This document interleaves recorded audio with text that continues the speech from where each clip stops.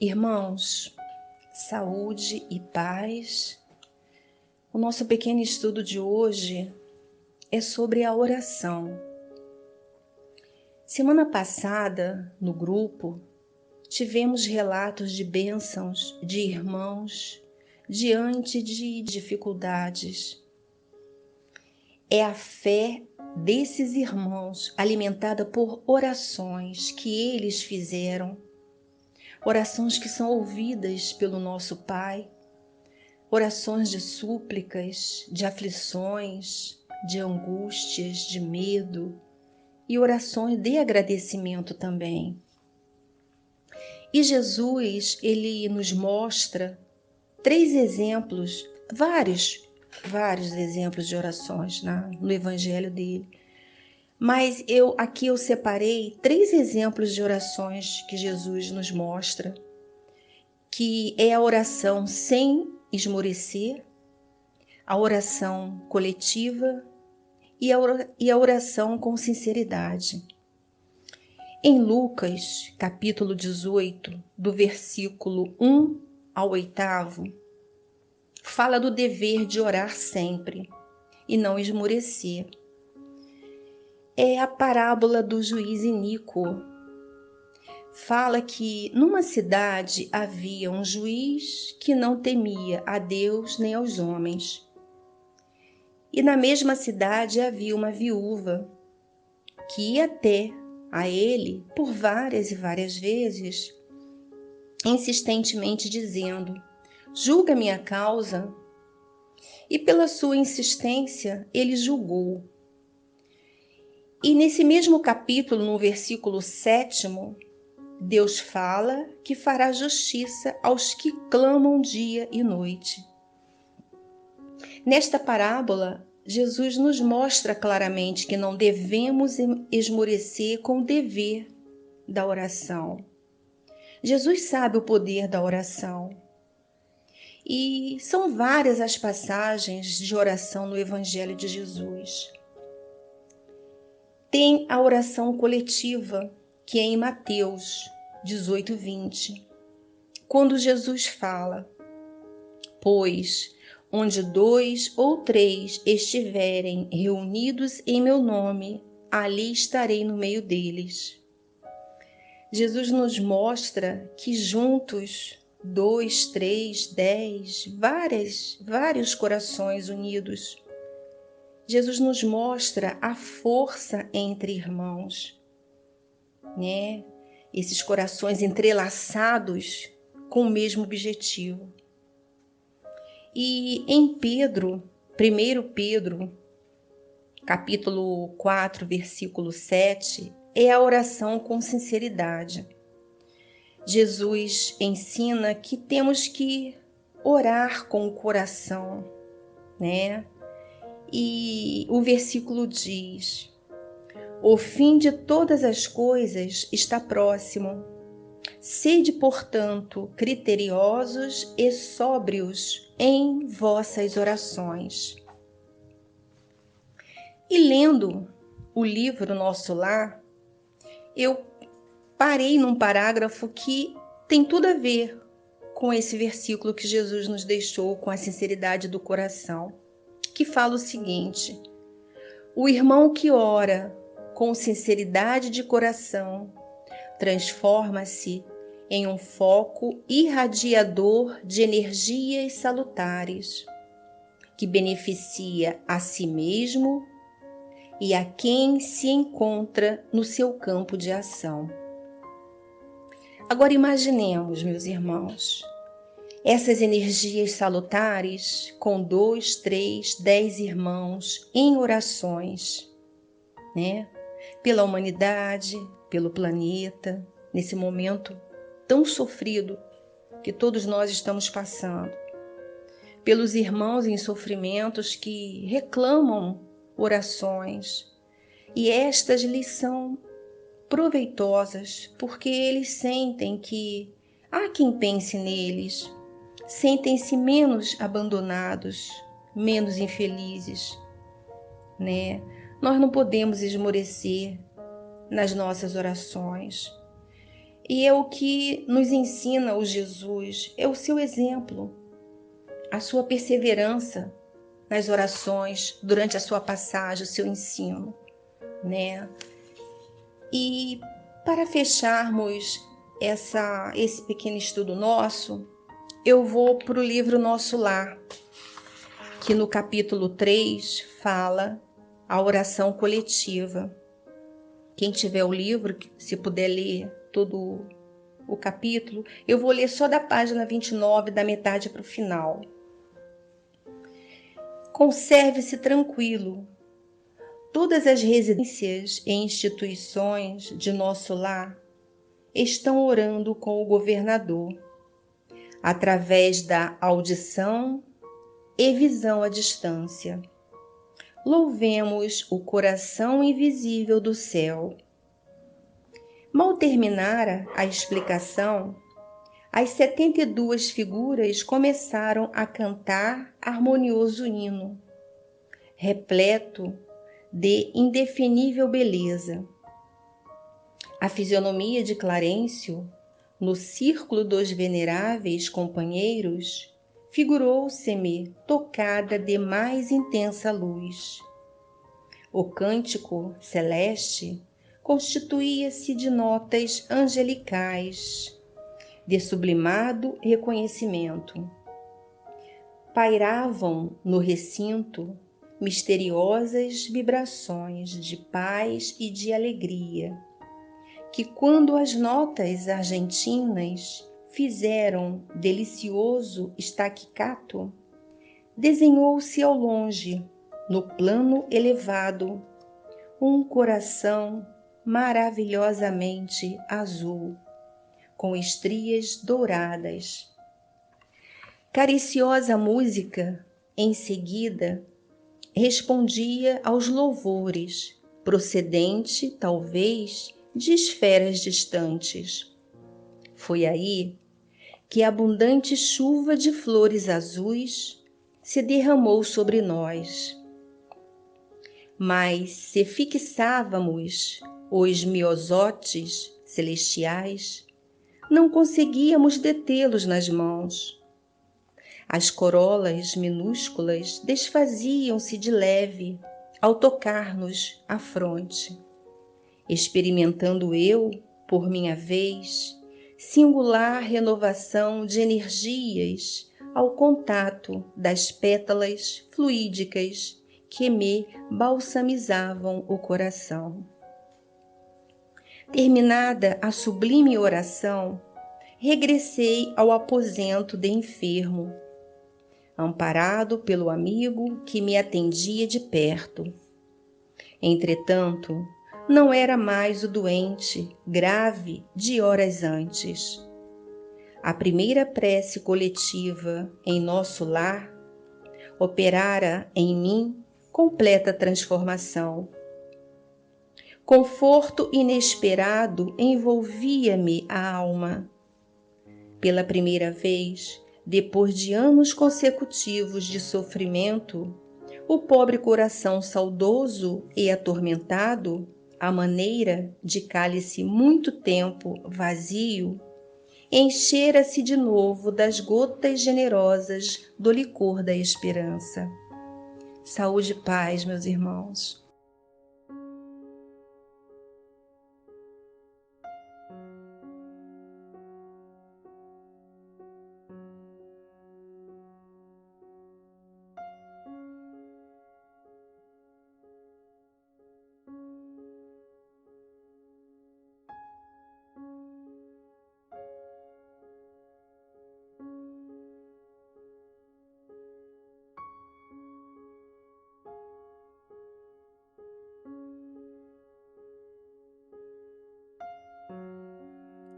Irmãos, saúde e paz.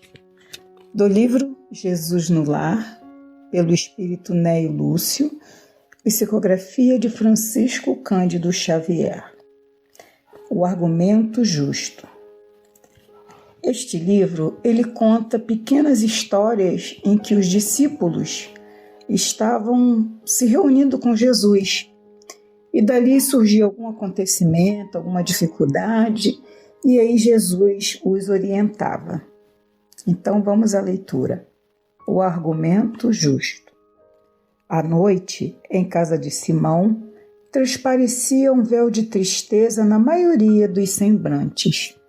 Tadeu e André, atacados horas antes nas margens do lago por alguns malfeitores, viram-se constrangidos à reação apressada. Não surgira consequência grave, mas sentiam-se ambos atormentados e irritadiços. Quando Jesus começou a falar acerca da glória reservada aos bons, os dois discípulos deixaram transparecer, através do pranto discreto, a amargura que lhes dominava a alma. E, não podendo conter-se, Tadeu clamou aflito: Senhor, aspiro sinceramente a servir a boa nova. Contudo, sou portador de um coração indisciplinado e ingrato. Ouço, contrito, as explanações do Evangelho. Lá fora, porém, no trato com o mundo, não passo de um espírito renitente no mal. Lamento, mas como trabalhar em favor da humanidade nestas condições? Embargando-lhe a voz, adiantou-se André, alegando choroso: Mestre, que será de mim? Ao seu lado, sou a ovelha obediente. Entretanto, ao distanciar-me, basta uma palavra insignificante de incompreensão para desarmar-me. Reconheço-me incapaz de tolerar o insulto ou a pedrada. Será justo prosseguir ensinando aos outros a prática do bem, imperfeito e mal, qual me vejo? Calando-se André, interferiu Pedro, considerando: Por minha vez, observo que não passo de um mísero espírito endividado e inferior. Sou o pior de todos. Cada noite, ao me retirar para as orações habituais, espanto-me diante da coragem louca, dentro da qual venho abraçando os atuais compromissos. Minha fragilidade é grande, meus débitos enormes. Como servir aos princípios sublimes do novo reino se me encontro assim insuficientemente incompleto? A palavra de Pedro juntou-se a de Tiago, filho de Alfeu, que asseverou abatido: Na intimidade de minha própria consciência, reparo quão longe me encontro da boa nova, verdadeiramente aplicada. Muitas vezes, depois de reconfortar-me ante as disserções do Mestre, recolho-me ao quarto solitário para sondar o abismo de minhas faltas. Há momentos em que pavorosas desilusões me tomam de improviso. Serei, na realidade, um discípulo sincero? Não estarei enganando o próximo? Tortura-me a incerteza. Quem sabe se não passo de reles mistificador? Outras vozes se fizeram ouvir no cenáculo, desalentadas e cheias de amargura.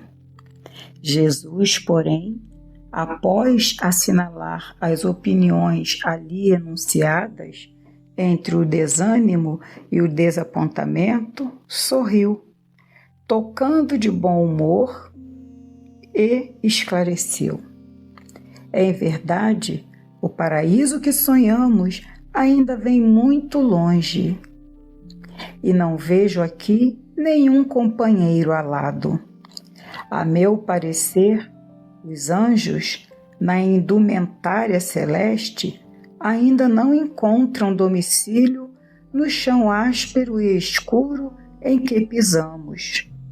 Somos aprendizes do bem, a caminho do Pai, e não devemos menoscabar a bendita oportunidade de crescer para Ele.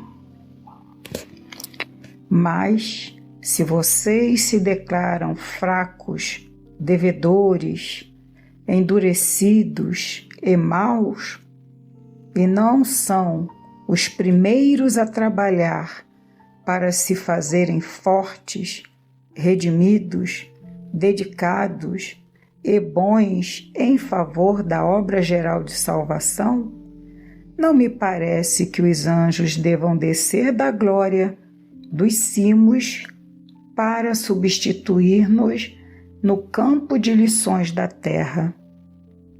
O remédio, antes de tudo, se dirige ao doente, o ensino ao ignorante.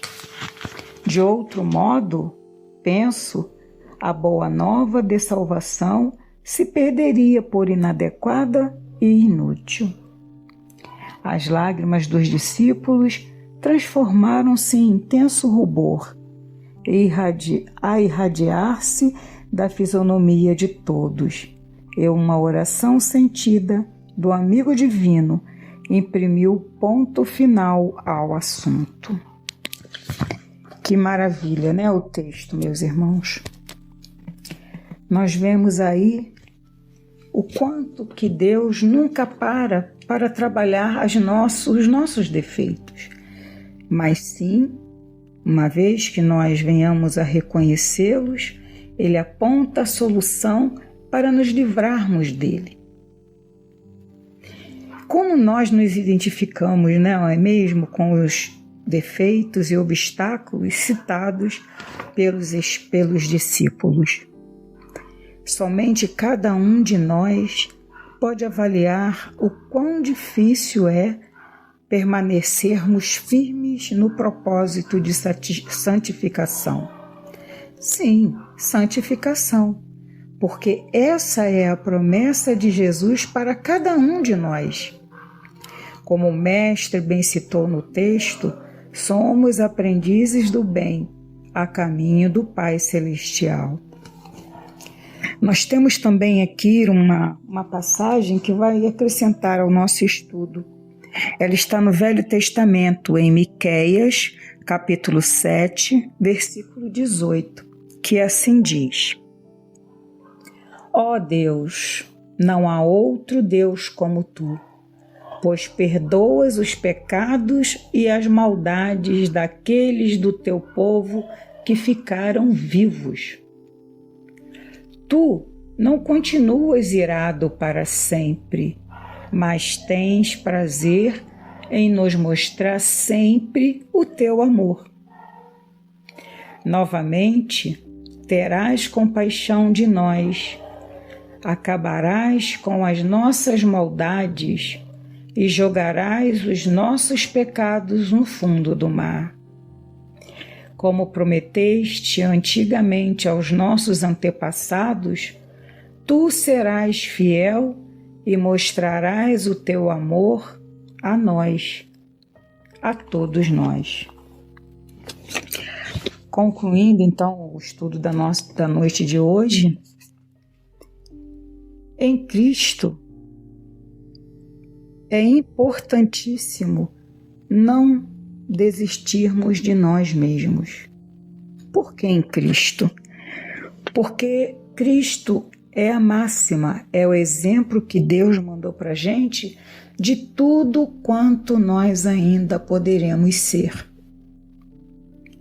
É importantíssimo não desistirmos de nós mesmos, pois só assim conseguiremos transpor as nossas próprias dificuldades, mantendo-nos vivos na vontade de acertar, atraindo para o nosso benefício todo o amor e compaixão de Jesus. Saúde e paz.